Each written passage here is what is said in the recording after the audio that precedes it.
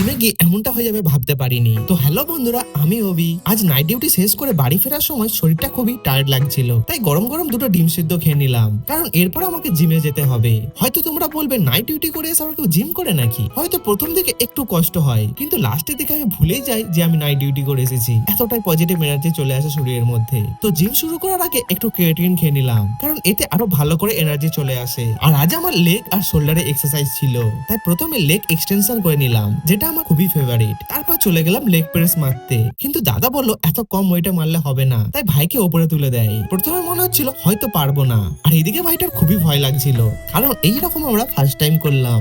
আরো লেগের এক্সারসাইজ করেছিলাম, যেগুলো ভিডিও করা সম্ভব হয়ে ওঠেনি।